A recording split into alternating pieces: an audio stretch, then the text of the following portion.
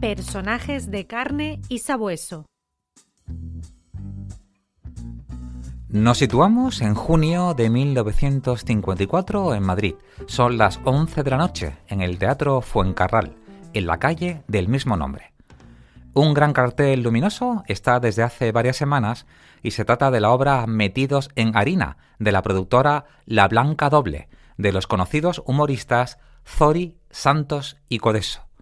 Un grupo de amigos de apenas 20 años ríen, fuman y se gastan bromas entre ellos a la espera para entrar. Van arreglados y peinados como si fueran a una boda, vestidos con traje y corbata de otros años. Entre ellos se encuentra el joven José Miguel. Resulta que Maruja, una prima suya que trabaja dentro del teatro, les ha conseguido entradas.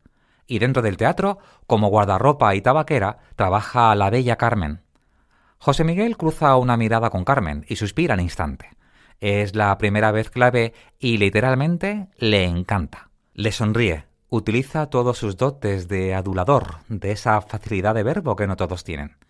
Ella no se lo pone fácil, y José Miguel no cesará en el empeño hasta que ella acepta salir con él. Y a partir de ese momento, una preciosa historia de amor. Hoy, amigos y amigas, rendimos tributo y rendimos homenaje a José Miguel Larrumbide González, aquel que es uno de los iconos de los primeros detectives, como Detectives Larry, aquel que sin hablar muy bien el idioma inglés viajó por media Europa asistiendo a eventos y congresos de detectives. Aquel que llegaría a ser secretario de la Asociación Española de Detectives.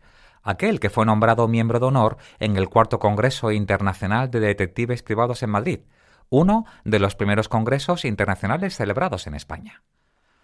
Para empezar nuestra historia, nos retrotraemos al 23 de febrero de 1933 en Madrid.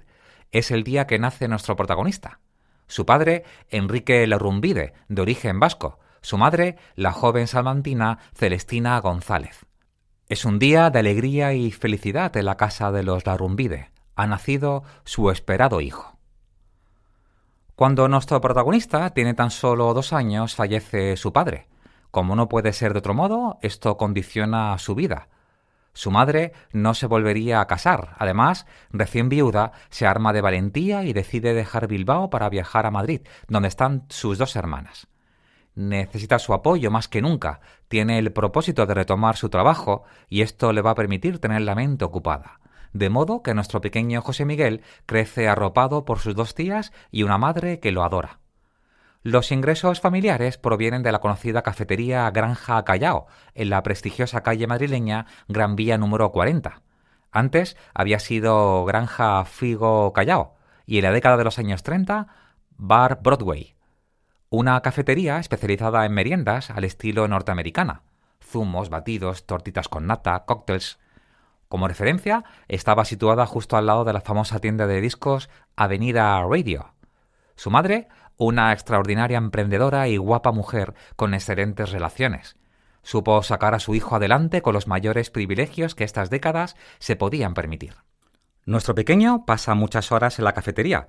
Se rodea de personas conocidas del Madrid de los años 30 y 40.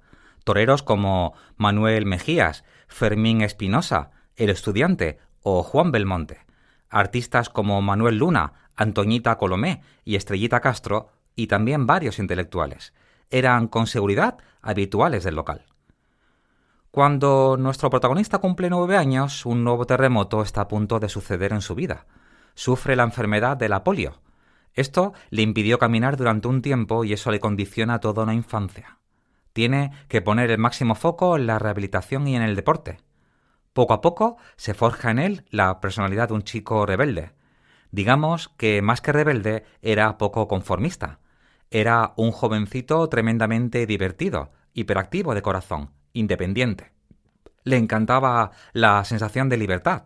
Le gustaban los animales, y si era un perro, era capaz de pararse estuviera donde estuviera para acariciarlo y decirle unas palabras cariñosas. Esos pilares en su personalidad durante su niñez y juventud no le abandonaron tampoco de adulto. Le volvía loco la naturaleza y, claro, la campiña.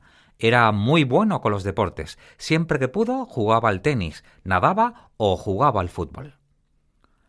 Asiste a varios colegios y campamentos, pero ese espíritu de alma libre hace que no se sienta cómodo con la sensación de estar encerrado en un aula, en una clase. Y de este modo llegó a convertirse en un apuesto adolescente, que estudia Derecho con la tranquilidad por parte de su madre y tías que esa formación le serviría de base para entrar a trabajar en una entidad bancaria y dedicarse a esto el resto de su vida. Pero a este jovencito aún le quedaba mucho por hacer. Ese espíritu rebelde le hace que pruebe otros oficios distintos, como el servicio de correos y hasta el de torero. Pero aquí que durante el camino sucede algo que le cambiaría el resto de su vida. Un detective se le cruza en su camino. Se trata de José Antonio Tobar Algorta, director del despacho Detectives Targo.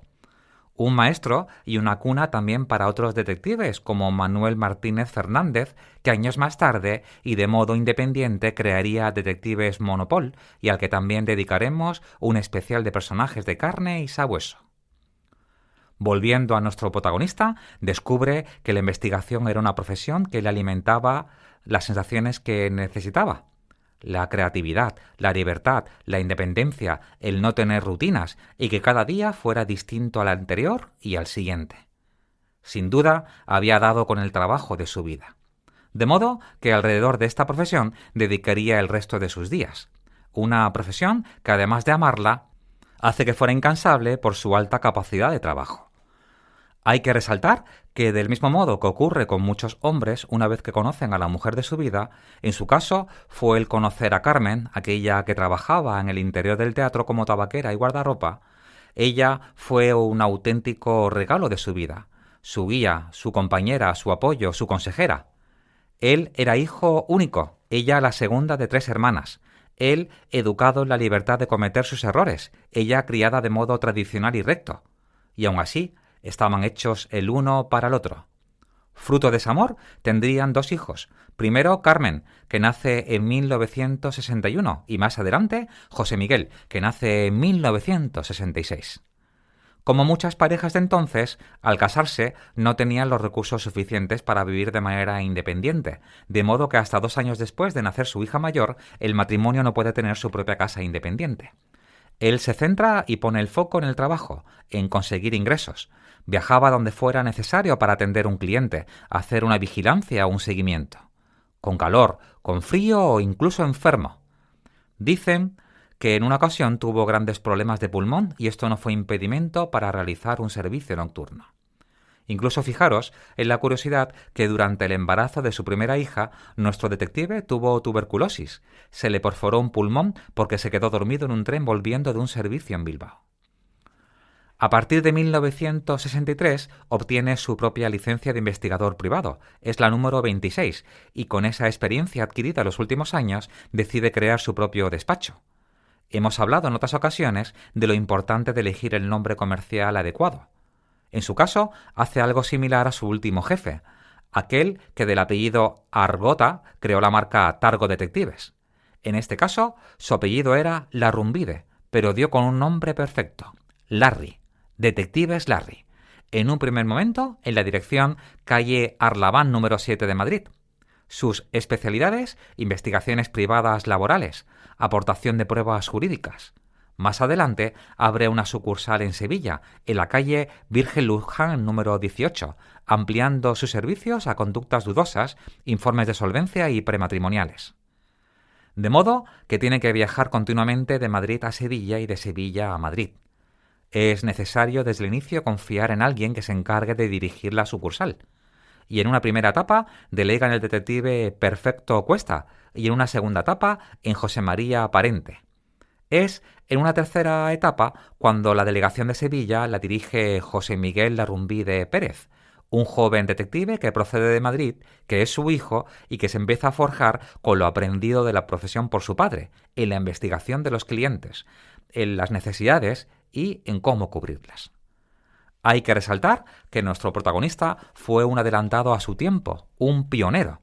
A modo de ejemplo, en 1981 se especializa en vigilancias no uniformadas, en hoteles. Recuerdo a los locoescuchas que esta es una de las actividades que los investigadores privados realizan en España. Primero lo hace con un gran hotel como cliente, donde se producían curiosamente varios hurtos antes de contratarlo. Le seguirían otros clientes, otros hoteles. ¿El resultado? Hasta 16 horas al día de trabajo, de lunes a domingo. Como la gran mayoría del entorno familiar cercano de los detectives, los clientes son los que nos marcan y los que los condicionan los fines de semana, los días festivos, las vacaciones de Navidad y las de verano. Era incomparable cuando los hijos de nuestro protagonista hablaba con sus amigos y sus padres tenían un mes completo de vacaciones. Nuestro querido detective pasó décadas sin poder llegar a eso. También es habitual entre los que nos dedicamos a esta profesión el que seamos reservados por todo lo relacionado con el trabajo. Así, la confidencialidad y la discreción eran sagrados. Además de Madrid y Sevilla, abre una nueva sucursal, esta vez en Marbella, en el sur de España. Es allí donde decide asociarse con José María Tomás Rudiez para crear Detectives Tomás. Sobre el número de empleados que pudo tener en total, sumando las 3 sucursales, Madrid, Sevilla y Marbella, podemos rondar entre los 12 y 15 empleados entre directos e indirectos. Los que le conocieron aseguran que era energético, ambicioso, generoso, con una extraordinaria capacidad de trabajo. Dicen que le apasionaban los motores de vehículos, que él mismo tuneaba con sus manos. Uno de sus primeros coches fue Renault Gordini. Como dijimos, era un alma libre. Quizás por eso no se sentía cómodo encerrado entre las paredes del despacho. Era hombre de calle, de respirar hondo, de sensaciones y de hacer turno y relevo con su equipo cuando hacía vigilancia. Si había momento de poca entrada de encargos y de trabajo, visitaba a clientes, buscaba colaboradores y conocía nuevos contactos. Entre sus valores personales hay que destacar que le daba mucha importancia a la lealtad de los amigos y al compromiso profesional. Le encantaba la ópera y disfrutaba como un niño cuando llevaba al cine a sus hijos los domingos por la mañana. Sus actores favoritos, Steve McQueen, en películas como 24 horas de Le Mans o Papillon. También Clint Eastwood con toda la saga de Harry el Sucio. Sus hijos, desde muy jóvenes, se involucran en el trabajo del padre. Fue más de una vez las que su hija Carmen, en su primera etapa de estudiante, ayudaba en el despacho para atender el teléfono, en esos meses de verano cuando la secretaria estaba de vacaciones. Su hijo José Miguel aprendía todo lo que podía, interiorizaba lo que veía y lo que sentía. No por ende, es hoy por hoy quien lleva con orgullo el nombre de la agencia. Nuestro protagonista se encontraba en Sevilla trabajando cuando se empezó a encontrar mal. Lo hace mientras regresaba a Madrid. Es ingresado con una trombosis mesentérica. Fallece en Madrid el 24 de agosto de 1997 con 64 años. No llegó a conocer a sus nietos, pero gracias a su viuda, hijos y amigos, su memoria sigue en el recuerdo.